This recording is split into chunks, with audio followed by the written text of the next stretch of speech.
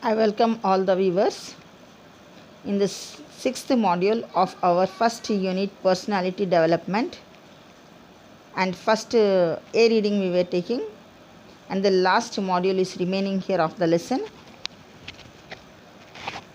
Sixth module है ये, मतलब कि पूरे लेसन को 6 पार्ट्स में डिवाइड करके मैं 6 वीडियोस बनाई हूँ एक लेसन के ऊपर, जो उर्दू में एक्सप्लेनेशन चल रहा हमारा। आज लास्ट मॉड्यूल हम इंशाल्लाह कंप्लीट करेंगे। लास्ट यूनिट में देखिए, पिछले यूनिट में जो था हम यहाँ तक लिए थे कि Nick began travelling in 2008 in the world. In 2008 he went to Hawaii and there he met with a master of surfing master, Bethany Hamilton her name was, whose arm was bitten by a shark when she was 12। जब वो 12 साल के थे, जब यही surfing मतलब कि बचपन से ही ये लोगों को शौक़ होता है पानी में गेम्स करने का।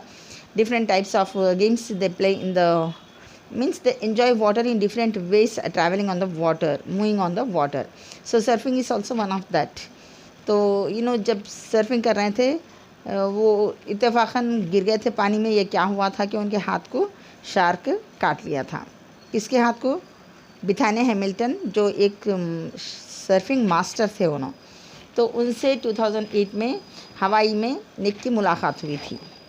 अब आगे का देखेंगे हम। शी वॉज अमेजिंग सेड निक। निक क्या बता रहे हैं? She was amazing. अमेजिंग मतलब कि बहुत ही अच्छी थी। She taught me how to surf and I was terrified at first, but once I got up there it felt absolutely fantastic and I caught some waves pretty well. तो ये Hamilton जो थे, उनसे निक जो है सर्फिंग करना कैसे करते हैं, सर्फिंग वो सीखे। पहली बार जब पानी में कोई भी कुछ भी करने जाते हैं तो डर होता है। उसी तरीके से निक भी डर गए थे पहले, लेकिन उसके बाद में जो उनको समझ में आ गया कि कैसे करते हैं, तो इतना अच्छा था उनके लिए ये एक्सपीरियंस के कई मरतबा ऐसा वेव्स मतलब कि जो लहरें ऊपर नीचे होती हैं ना, उसके ऊपर भी सर्फिंग आसानी से कर सक रहे थे। एब्सोल्युटली मतलब कि बिल्कुल ठीक तरीके से। फैंटास्टिक, फैंटास्टिक मतलब वो बहुत अच्छा था उनको। Nick quickly learn how to do the 360 degree spins on his board. अब वो जो बोर्ड होता है उस पर 360 डिग्री मतलब कि पूरा गोल घूमे तो 360 डिग्रीज बनते हैं। आप लोगों को मालूम है ना, एक सर्कल का पूरा एंगल कितना रहता है? 360 डिग्रीज होता है। 360 डिग्रीज का मतलब कि पूरा ऐसे राउंड लेना। A feat that got him on the cover of Surfer magazine within 48 hours। तो जब उन्होंने वो बोट पे खड़े के, सर्फिंग बोट पे खड़े के जब पानी में पूरा 360 डिग्रीज लिए थे, तो ये एक ऐसा फीट मतलब कि एक ऐसा एक्शन था जिससे उनको वो जो मैगज़ीन होता है, कौन सा मैगज़ीन था वो? Surfers magazine. मतलब कि एक मैगज़ीन है, एक बुक है जो सिर्फ ये सर्फर्स के ऊपर ही शाये करती है कुछ भी। तो उसके कवर पेज पे इनकी फ़ोटो आ गई। कितने देर में? सिर्फ 48 घंटे की वक्त में उन्होंने वो सीख लिए भी, वो कर लिए भी, और उनकी फ़ोटो जो है ये सर्फर्स मैगज़ीन के कवर पेज पे आ गई। आप लोगों को मालूम है ना कि कवर पेज पे आना मतलब कि बहुत ही इम्पोर्टेंस होता है। कोई भी बुक ख़रीदते हैं तो क्या करते हैं? उसका कवर पेज देखते हैं। तो जब कवर पेज पे इनकी फ़ोटो आई तो देखिए उनकी अहमियत कितनी बढ़ गई। सिर्फ 48 घंटों के अंदर उन्होंने अपना नाम अपने उस सर्फर्स मैगज़ीन के कवर पेज पे ला ले सके थे। No one has ever done that in the history of surfing, he said. अब उन्होंने बता रहे हैं कि ये सर्फिंग की जो हिस्ट्री है, जो इससे पहले सर्फिंग करे वाले थे, कोई भी जो है इतना जल्दी इतने कम वक्त में ये इतना स्पिन जो करना, स्पिन मतलब कि गोल घूमना पूरा 360 डिग्रीज तक पूरा गोल घूम जाना, ये इससे पहले कोई भी नहीं करे थे। हिस्ट्री बोलते हो तारीख़, मालूम है आप लोगों को? हिस्ट्री तारीख़ को बोलते हैं। तारीख़ मतलब कि महीने की तारीख़ नहीं होता है, गुज़रे हुए ज़माने के जो बनाते हैं अपन उसको, जिसको तारीख़ बोलते हैं। जैसे कि सोशल में आप लोगों को सोशल स्टडीज़ में वो भी होता है पार्ट हिस्ट्री का, उसको वो हिस्ट्री की बात कर रहे हैं। फिर but I have a very low centre of gravity, so I have got pretty good balance. आप लोगों को मालूम है सेंटर ऑफ ग्रेविटी एक रहता है। सेंटर ऑफ ग्रेविटी मतलब कि अब उर्दू में इसको एग्जैक्टली क्या बोलते हैं नहीं मालूम, मैं लेकिन आप लोगों को समझाती हूँ। हर चीज़ को आप लोगों को मालूम है कि ऊपर जब फेंकते हैं तो पलट के नीचे आती है। क्यों आती है? क्योंकि ज़मीन की एक कशिश है जो उसको अपने तरफ खींचती है, और ये ज़मीन की उसी कशिश को हम यहाँ पर इंग्लिश में सेंटर ऑफ ग्रेविटेशनल फोर्स बोलते हैं। ठीक है, ज़मीन जो किसी भी चीज़ को अपनी तरफ खींचती है ना, इस ताकत को, इस फोर्स को ही ग्रेविटेशनल फोर्स कहते हैं। और दूसरी चीज़ आपको बता दूं, किसी भी चीज़ का वेट, वज़न जितना ज़्यादा रहेगा उस पर ग्रेविटेशनल फोर्स उतनी ही ज़्यादा काम करती है। जैसे कि आप एक पेपर उड़ाइए हवा में, वो थोड़ी देर से पहुंचता है, इधर उधर जाके आता है ज़मीन पे। अगर उसके बजाय आप एक पत्थर अगर उछाल दिए तो पत्थर सीधा आके नीचे गिरता है। क्यों? क्योंकि पत्थर वज़नी होता है और उस पर ग्रेविटेशनल फोर्स जो है वो डायरेक्टली एक्ट करती है, तो पत्थर सीधा आके ज़्यादा वज़न रहने की वजह से सीधा ज़मीन पे जल्दी गिर जाता। वो एक कागज़ है या कोई हल्की फुल्की चीज़ है, वो जल्दी नहीं आती, क्योंकि उस पर ग्रेविटेशनल फोर्स कम काम करता है। वज़न जितना कम है उतना कम रहता है। जैसे कि अपन देखते चिड़ियाँ आसमान में उड़ रही, क्यों? क्योंकि उन पे भी ग्रेविटेशनल फोर्स ज़्यादा काम नहीं करता, इसलिए वो लोग आसमान में उड़ सकते। हम उड़ सकते क्या? नहीं। क्यों? खाली अपने मतलब कि कोई पैराशूट या कोई भी उड़ने वाली कोई भी अपन नहीं लेके, किसी भी सहारे के बग़ैर अपन अपने आप से खाली जिस तरीके से चिड़ियाँ अपने पंखों से उड़ती हैं, अपन भी हाथों से उड़ सकते क्या? वैसा नहीं उड़ सकते। क्यों? क्योंकि अपना बॉडी वेट है और अपने को ग्रेविटेशनल फोर्स जो है वो अपनी तरफ खींचती है, इसलिए थोड़ा जंप करने के बाद में अपन नीचे आ जाते हैं। लेकिन यहाँ पर इन्हों क्या बता रहे हैं, क्योंकि इनका बॉडी खाली क्या है, इनके बॉडी में लिम्स नहीं है, खाली एक ट्रंक पार्ट है, धड़ और सर है, तो इनका वेट बहुत कम हो जाता है उससे। दो हाथ दो पैर का वेट निकाल दो, बहुत कम हो जाता है। तो यहाँ पर इन्हों ये बता रहे हैं कि इनके बॉडी पे भी ग्रेविटेशनल फोर्स का असर बहुत कम होता है। वो कम होने की वजह से इन्हों कौन सी भी चीज़ को अपने बॉडी से आसानी से कर सकते हैं। तो ये सर्फिंग के मामले में भी जो इतना जल्दी इन्हों कर सके कि इनके बॉडी पे ग्रेविटेशन का फोर्स, ज़मीन की कशिश का जो फोर्स था, जो ताकत थी, वो कम होने की वजह से इन्हों अपने आप को, बॉडी को बैलेंस जल्दी से कर ले सकते हैं। कर सकने की वजह से इन्हों वो 360 का स्पिन बना सके थे।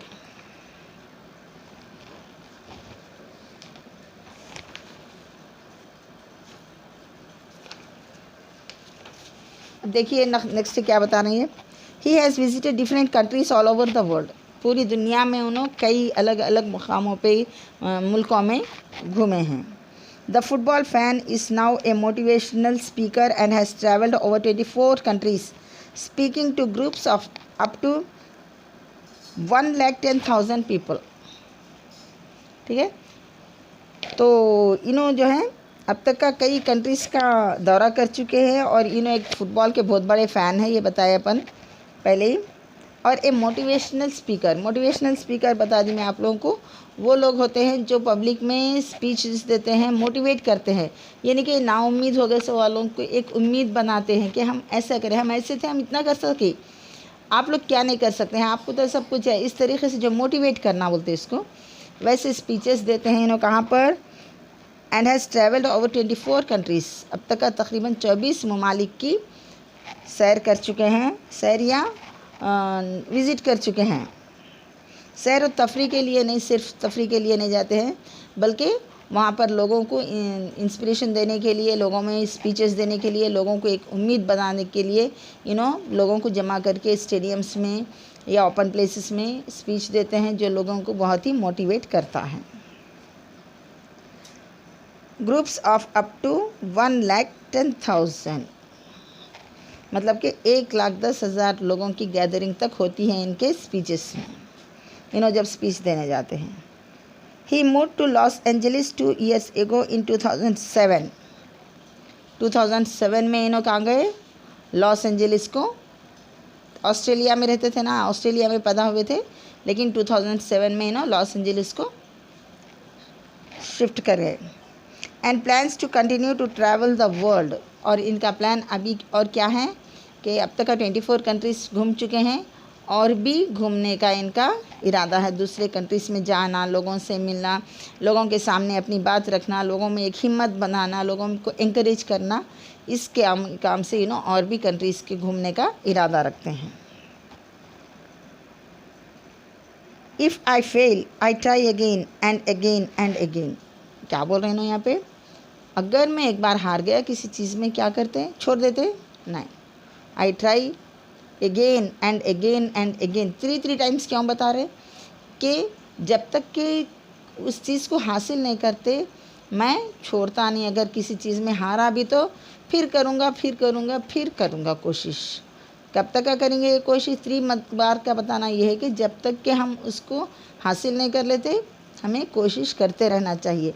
ये इनके मोटिवेशनल स्पीचेस में इन्हों बताते हैं लोगों से कि अगर आप किसी चीज़ में फेल हो जा रहे हैं तो छोड़ो मत, हिम्मत मत हारो, और ट्राई करो और ट्राई करो, ट्राई करते रहो। कब तक करते रहो? जब तक कि आप उस चीज़ में महारत हासिल नहीं कर लेते या आपको सक्सेस नहीं मिल जाती। आपको क्या करना चाहिए?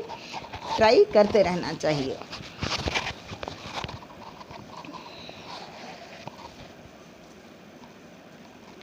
If you fail are you going to try again? अब सवाल कर रहा हूँ उन लोगों से कि अगर आप लोग किसी में नाकाम हो गए तो क्या फिर से ट्राई करेंगे? The human spirit can handle much worse than we realise.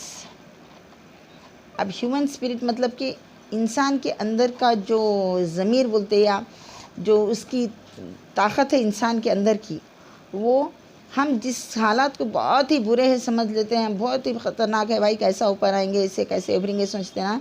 लेकिन इंसान के पास हिम्मत, यहाँ पर स्पिरिट का मतलब है कि हिम्मत से ही अगर करने गए तो इतनी ज़्यादा है, जितना कि बुरा हम समझते हैं ना उतना हम हमारे करने की जो ताकत है ना नहीं समझती है, और हम कर सकते हैं। हम उसको सिर्फ हमारी सोच ये बताती है कि बहुत मुश्किल है, लेकिन जब आप करने के लिए उठेंगे तो वो उतना मुश्किल नहीं होता हमारे लिए।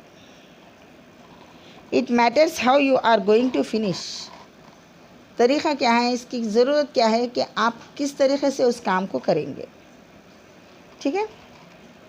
Are you going to finish strong said Nick. क्या बोल रहे हैं? आप अच्छे हिम्मत से उसको मुकम्मल करने जाएंगे वो काम को।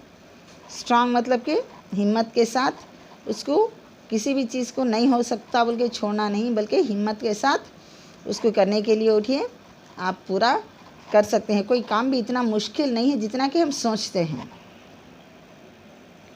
आई tell people to keep on getting up when they fall and to always love themselves, he said. क्या बोलते हैं ना अपने मोटिवेशनल स्पीच में ये भी कि आप कितने बार गिरते जाएंगे ना फिर भी उठते जाइए। ऐसे नहीं कि आप गिर गए भाई ताकत ख़त्म हो गई अब नहीं उठ सकते हम बैठ जाएंगे, नहीं। आप जितने बार गिरते जाएंगे उतने ही बार आप उठते जाइए। उठते जाइए का मतलब क्या है यहाँ पर कि आप अगर किसी में भी फेल हो गए कुछ भी करके तो फिर कोशिश कीजिए। और दूसरी चीज़ क्या बता रहे हैं कि आप अपने आप से मोहब्बत कीजिए। Love themselves. हर इंसान को चाहिए कि वो अपने से मोहब्बत करे। अपने से मोहब्बत करने का मतलब क्या है कि अपने लिए कोई नुकसानदेह काम नहीं करना है। If I can encourage just 1 person then my job in this life is done.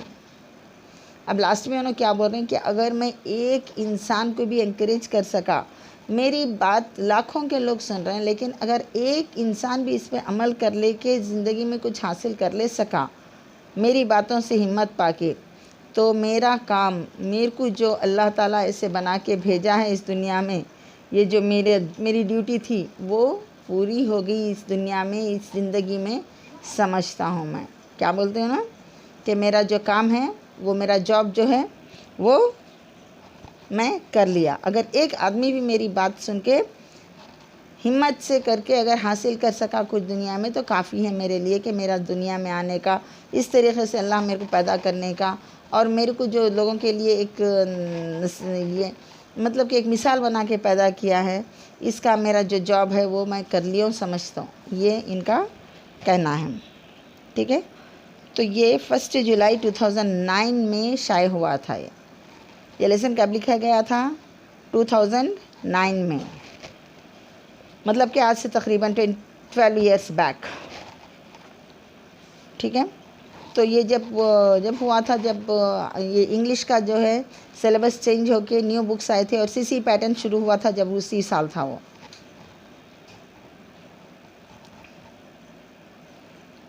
देखिए इसके साथ ही हमारा ये लेसन पूरा कंप्लीट हो गया है। अब इसका ग्रामर पार्ट जो है, इसके ग्रामर में क्या है देखेंगे हम।